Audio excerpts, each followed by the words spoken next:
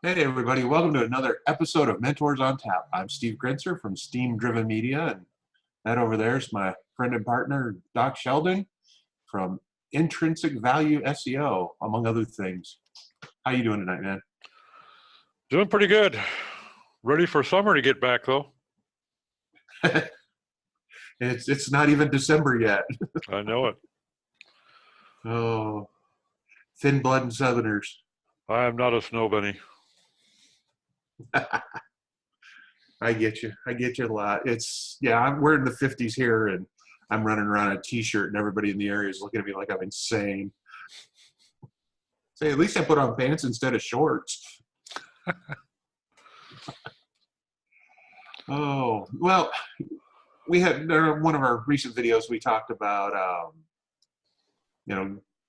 not letting clients devalue you and how to charge for your services a little bit and some other things. And it seemed like a good idea to kind of go back over this topic about pricing your services and how you can do it in such a way so you don't suffer from imposter syndrome, which is a huge thing in pretty much every industry, where people feel like they're not good enough to be charging what they charge.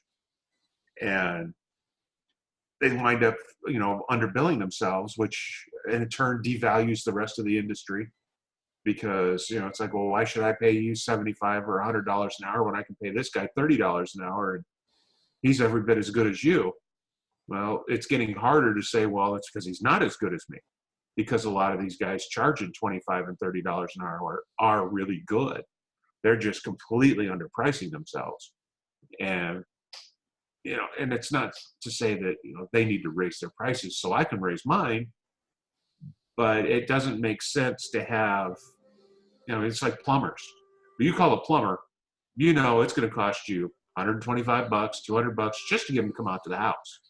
And it doesn't matter what plumber you call. Every last one of them is going to charge you that, because that has become the standard in the industry. And our industry is still so young, we haven't gotten that far.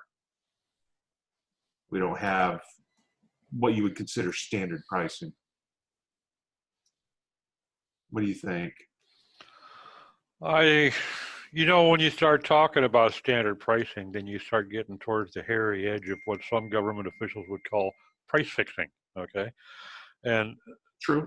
Which is not an enforceable thing at the level we're talking about, but it's difficult to say that an SEO, for instance, or a PPC manager should be billing between $75 and $105 an hour. It's really difficult to come up with a reasonable range, because you've got an agency over here that's got 5,000 square feet and 25 people working in there, and you've got another guy over here who's sitting in his living room working out of his house. My pricing structures, I always like to try to set realistically, looking at what the market is. If I know that everybody else is charging $100 an hour for my services, I want to be close to that, okay? I may be on the high side, or maybe on the low side, but I want to be within probably 10% of that median. But by the same token, if, I work out of my home, so I'm not paying a lot of rent. I don't have, extra insurance. I don't have the burden. I'm dealing with a lot of folks like yourself that are remote. So I don't have a bunch of burdened employees, and my costs are a lot less. My overhead and G&A are a lot less. So what I try to do is I try to work backwards from it. I say, okay, I want to be at about $100 an hour, and I want to work about 50 hours a week. So I've got to make, how can I do that and sustain that billing rate? And I've been doing this, working for myself for 35 years. And I just recently, and I told you about this, it was a nightmare. I bid a job, underbid that thing so terribly. I bid it figuring 14 to 16 hours going in. I was about 70% of the way through, and I broke 80 hours. So I took a tremendous bath on it. And it was all my fault, and it was all because I underestimated the depth of the work that I had to get into, because it's a new a new business. But sometimes that happens. I've been doing it for a long time, and I still screwed up royally. If I'd done this for an agency someplace, I'd probably be looking for a new job, and not unjustifiably. So it's a tricky thing. I don't know how you really could set a standard when you have somebody in the hills of Tennessee and somebody in downtown San Francisco. Their G&A and overhead costs are tremendously different. So how do you equate those? And that's part of part of that also falls back on, we're gonna have wildly different customers for the most part. Yeah. I mean, most of the customers I deal with would never hire somebody who's based out of California or LA or San Francisco specifically, simply because they don't have the money. The clients I tend to work with tend to be on the lower end of the budget scale. And I'm fine with that because I live in an area where that's sustainable for me. I can work for $60, $75 an hour and do fine, where that same pay in downtown San Francisco is going to leave you living in a trunk if you're lucky. Yeah. And, so, I mean, there are those issues to take into account. My concern is when people who know what they're doing charge so far under market rate, significantly under market rate. Well, I think that's part of their, that's a problem for them and for the industry.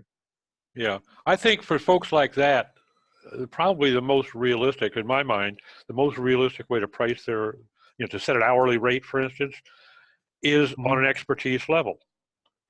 If I put myself on a par with you in terms of expertise, then you and I should have somewhat similar billing rates, regardless of all the rest.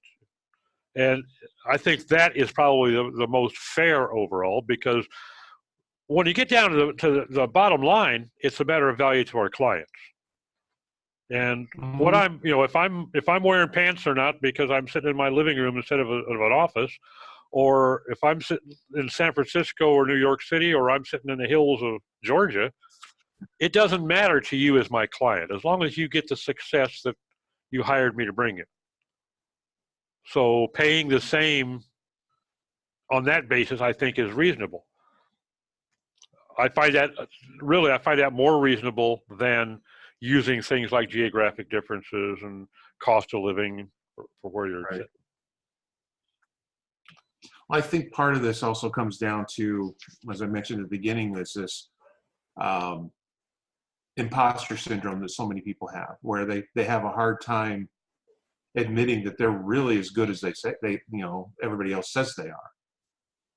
I have a friend of mine that used to teach in a traveling technology school where they would have classes all over the country, and he'd be somewhere for a week or 2 weeks or even 4 weeks teaching a specific class on very specific tech issues. And he always felt uncomfortable with how much he was being paid because he didn't think he was good enough. And it's like, dude, you know so much more about this topic than pretty much anybody else, and certainly more than anybody that's going to show up for the class. As long as the people showing up for the class are getting value out of your class, then I don't understand where the issue is. He's like, well, there are people that are better at it than me. It's like, yes, there are, but that's going to be what it is all the time. Yep. There will always be somebody who's better than you are. The day you think that isn't true, you've got other issues. I think that to some degree, I think that imposter syndrome is kind of human nature with a lot of folks, though, too. Well, yeah, except for certain types of salespeople. Yeah. Well, I know when I started studying SEO, there was no way in the world I was going to offer my services to anybody until I was certain that I could deliver.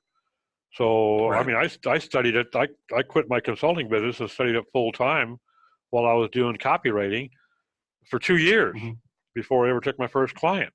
And even then I felt a little nervous about it. Okay, I think I know this stuff now, but do I really know it good enough to be billing this guy a couple $1,000s for this job? Because that couple $1,000, depending like you, I work with mostly small clients.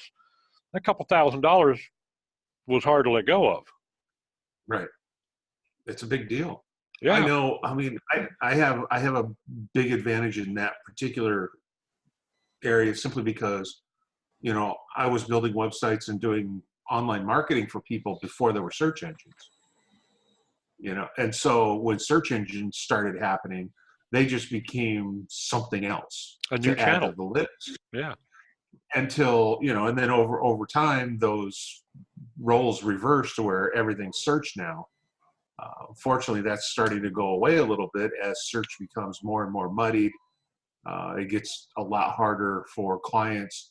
Even if they're incredibly successful with SEO, they're still link number 7 on the page because of all the top-heavy knowledge base and ads and everything else that happens. Yep. Sure, you're number 1 in natural search, but your 7th link on the page, you're still not going to get any clicks. So, how do you solve those issues for clients? It's become a bigger issue. And we're back to where us old folks have a bit of an advantage again. That's why, through every single Google change, everybody freaks out. They're like, oh my God, there's been a major update. What happened to your sites? And whatever. Oh, We there was don't an follow update? There was an up. Yeah, exactly. Usually we only notice if there's an update because the rankings go up and the traffic goes up because somebody above us got nailed. And that's a good thing for me. That's why I don't follow I certainly don't chase the algorithm. But I'm more focused on real marketing over time to bring that success instead of how many links did you build this week and how many guest posts did you work on and all that fun stuff that people seem to want to still talk about. Yeah, I can see some of that analysis being more valuable in a PPC environment. But for organic, first of all, there's just so many variables now. The reports mean less. They're less concrete. They don't really give you the same sorts of indicators or valid indicators that they used to, because 16 different things can cause you to drop to page 2, and none of them are big things. It just might be 2 or 3 of them at once, And so I don't chase algorithms either, and I've never been concerned about the updates simply because I always, with my clients, I play very conservatively. I color between the lines with Google so that I know that I'm not going to be hammered unless they really change direction. The one thing, well, actually 2 times that I've seen them change direction on, and one of them was Matt Cutts used to suggest early on guest blogging was a great way to spread your reach and get links. And yeah, they changed 180 degrees on that. And Ann Smarty and I can both attest to that. But they did it after 3 consecutive warnings 6 months apart. It took them 18 months from their first time saying, you know what, this is getting a little bit out of hand. You need to be more conservative on this because it's being abused. And they did it twice more in the next year before they ever hammered anybody. And the other instance, I don't remember what it was, but they did the same thing over an 18-month period. They warned 3 times before they finally dropped the hammer. So I pay attention, but I don't worry, When people used to have link exchanges. Oh yeah. When you link to other sites in your business or industry or people you work with. That was that's how the internet started. Yeah. And people took that to mean, well, I need a links page or a whole link directory as a subset of my website and just get every single person linking to me. And, it's part of that, one cook's good, 1,000 must be better. And that's rarely the case. And the same thing with guest posts. When it got to the place where you could jump on, a half a dozen different forums and go, well, I need 30 guest blog posts, at least 300 words with these keywords, and I'm paying $5 a piece. Yeah. Gee, people wonder why that got blown up. Marketers ruin everything. I think Gary might have said that a time or 3. Yeah, that's been just kind of the mantra. It's like we find something that works and then just pound it until it doesn't work anymore. And that's fine if you're one of the guys who's out exploring the big hairy edge looking for things. Not so fine if you're the guy that's following up, trying to keep up and going, oh, look, I read this thing that's really cool that everybody's doing, and then didn't bother to check the date at the top of the page and find out that that was 4 years ago or 2 years ago, and that doesn't work anymore. In fact, it's probably a bad thing. So, but, that's an ongoing issue in our industry specifically, and others not so much. But now where was I going to go with that? Sorry. It comes down to, how do you value yourself? How are you going to value your time versus money? Because really that's what a lot of us are doing, is we're trading time for money. If you're doing SEO or PPC for a living, that's exactly what you're doing, is trading time for money. And that's when you start thinking about things a little more clearly. It's like, are you willing to trade this much of your life for this many dollars? Yes or no? And if you are, great. Wish you all the best. But I get to thinking about it, and it's like, well, when they want to pay the guy at McDonald's $15 an hour, what does that do for somebody who's in a more professional setting? 30 is now the bottom of the pay scale. Yep. And if that's the top of your pay scale, you've put yourself in the fast food category when it comes to pay. Exactly. And I guarantee that just about anybody, I shouldn't say anybody, but just about anybody doing SEO professionally and successfully is worth a whole lot more than that, especially to their customers. Well, the other thing too, I think that's important is you really need to take an accountant's look at your billing. I love doing job cost analysis when I have time for a job that's already behind me. But you got to keep pretty good notes throughout the thing. You got to know how much time you really put on the job. But I'll bid my jobs out at $100 to $125 an hour, and when all is said and done, because I figured out how many hours the job's going to take me, and I bid it at that amount. I don't do any real itemized breakdown of it. But then when I come back and I do JCA, now I'm looking at my G&A, my overhead, my lost time, all of these things that come into play. And that $100 an hour may end up bringing me in 18 or 20 bucks. Okay. Yeah. Still not a loss, but you can't plan on a net income that doesn't really gel, So I think that's where a lot of us drop the ball, is we don't really plan it. We just kind of shoot from the hip on stuff, and that's generally going to shoot ourselves in the foot. And that's where a lot of people, they're not doing real-time tracking. Even now, I still use Toggle for everything. Even when I start up to write an email for a client, I hit the button. Just because, sometimes some of these emails, like I wrote one last week, I was 2 hours writing a stupid email, just pulling data together and explaining things and putting it all together in a format that the client's going to understand. And that's all time that really should be billable in some way. Or at least taken into consideration next year, right. Yeah, exactly. So, those issues are large in my brain, especially now that we're starting this new company. I've even got a timer out in the shop so that when we start working, you hit the button, because I don't know how long it's going to take to do certain things. And as we refine the processes and work through prototypes and things like that, we'll be able to start to refine that number to get a better feel for how much it actually costs us to make things versus how much we want to sell them for versus what we can sell them for. Sometimes those numbers don't all mix. Yeah. And that becomes a real frustration point for a lot of us, especially the manufacturing people, where it's like, well, I can make this for this much. It's like, yeah, and how much do you need to actually sell it for to be able to, I have a client that I work with on an off and on basis, whose product, his final price, his retail price, I think he's about 30% too high for the market. And based on the number of sales he's got, I think I'm right. But he's to the point now where the only way to solve that is get the cost down. And to get the cost down, he's got to change some basic ways they make the product. And, and those issues all tie together for him that make his life a lot more complex than it does for somebody who sits down and does SEO for a living. For SEOs, you got to factor in how much you're paying for tools, which is something I bet you almost none of them could say, how much do you pay for tools on a month?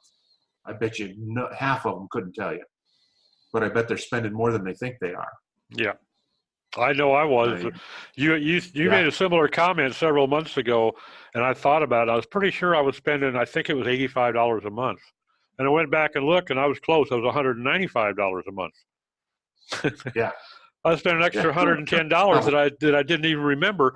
And one of those was a tool that was almost ready to expire the first year that I hadn't used in about 11 months. I forgot I had. We need to take those things into consideration. Even, if you go out and buy a new laptop and you go drop a couple of grand on a new laptop, don't wait until April 15th when you do your taxes to amortize that thing. That piece of equipment is crucial to your job. You should be pricing that into your job. You should be recovering that cost. Now, you might recover that on one job, you might recover it over 12, but it is a recoverable cost. And so many of us, I think, drop that ball. Well, it's like here, I pay rent. The building, we set aside a part of one of the barns. I built this cool office that's still not quite finished. I pay rent on this. This is a business expense. I would have to pay rent if I was in an office downtown. Okay. Even though downtown's only a mile and a half away and it's this little tiny town of 800 people.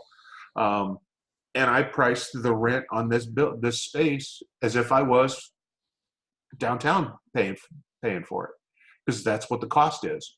And that's all built into how I run my business, because I got to pay for my tools, I've got to pay for rent, I got to pay utilities, all of that. Fortunately for my wife, that's all unearned income for her. So when I tell her she needs to think about making some money, she goes, well, I make plenty of money. You pay me rent. It's like, oh, wait, that's not what I was hoping you would say. And then she says, well, matter of fact, I'm thinking about raising your rent because I would like to have more money. It's like, wait, this is not quite what I had this discussion planned out for. I'm really sorry I brought it up. Very sorry I brought this up. So anyway, yeah, I know we've been kind of bouncing all over the place here, but these are all important issues that I think a lot of SEOs are missing out on. They're busy doing SEO and not so much running a business. If you're charging what it costs you to do it, plus a little extra, how are you going to grow your business? If you don't have any extra, you've got to have, it's like when we price out a part in manufacturing, it's materials plus a percentage for the materials. Then it's labor cost. Then you combine those two items together, and then you add in your overhead on top of that. And then you add your desired profit margin on top of that. Because if you don't have, even though technically if you work for yourself, your quote labor is free, it's not. You have to recover that cost. Because what happens when you go to hire somebody to work for you? Now all of a sudden you don't have the money and you're making less money than before. So all of these costs have to be taken into account if you want to grow your business. And maybe you just want to stay a sole proprietor like I am, or maybe you want to grow into an agency like some other people have done and build really nice agencies. You can't do that billing $30 an hour. Nope. Or 40 or 50. You got to be billing at the 100 to 150, some of them even 225 or more. And it's hard to justify that sometimes unless you're dealing with really big clients, in which case they're used to those numbers and they don't care. Yeah. So, well, like I said, a strange topic. It is, and it's a difficult one to wrap your head around sometimes, if you've never thought about it before. But, you know, everybody at some point is going to feel some level of imposter syndrome, wondering if they can justify what they want to be charging. Uh,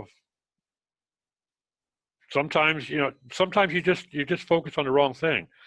If you're just thinking about what will the market bear, what is my competition charging, you're not doing yourself justice, because your competition may be an idiot. He may be one of the reasons that we have a problem in this industry, that the last 3 clients he touched, he billed them up the butt and they got nothing out of it. And that's why they're gun shy now of another SEO. So don't bill his rate or set your billing by his rate. Determine what you're worth, determine what you can deliver in terms of value, and charge accordingly. And that brings up something else I just completely forgot about. The clients that plead, poor pitiful me, I've already been burned 3 times, you need to give it to me cheaper.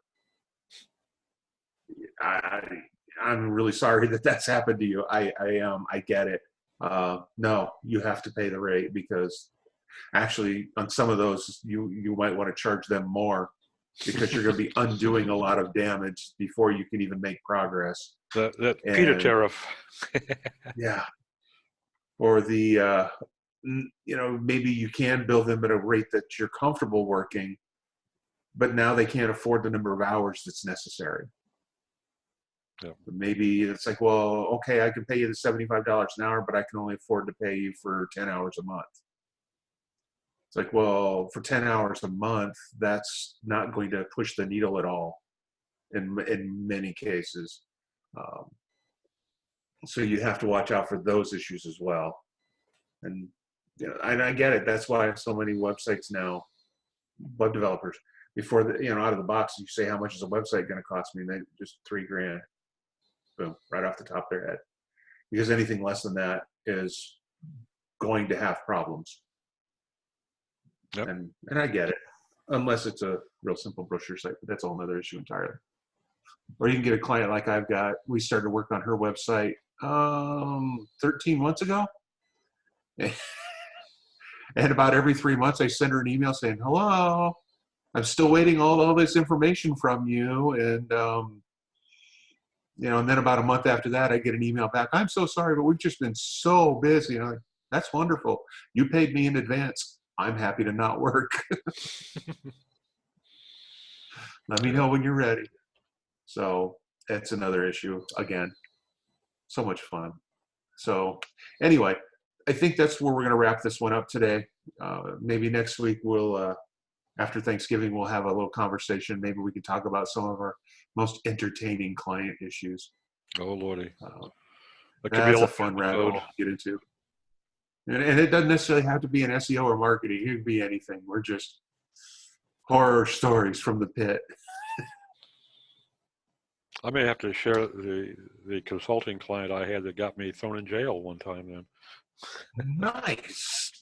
I like that. I had one strand me halfway across the country. They didn't get me thrown in jail, but I got stranded halfway across the country. That was kind of cool. So. I had a friend who was a competitor of mine, but he was also a friend, a business consultant, who got an emergency call from his client. He needed him to get the first plane to Austria. He would get him get him picked up wherever he was landed. And he did. He got on the first plane going into, I forget which city it was in Austria. And the next call he got was when he landed, and they wanted to know, was he coming into Sydney or Melbourne? They sent him to the wrong continent. Oh my God, that's funny. They paid the bill, I mean, they paid for all of it, but it cost them an extra 2 days to get him there. Oh my gosh, that's funny. That is very funny. I tell you, you got to really be 3 kinds of lucky to have something like that happen to you. Wow. He laughed about it eventually, but not initially. Extended vacation. Anyway, thanks everybody for tuning in to our 20th episode. And we will see you next week. Have a great week, everyone, and we'll talk to you next time.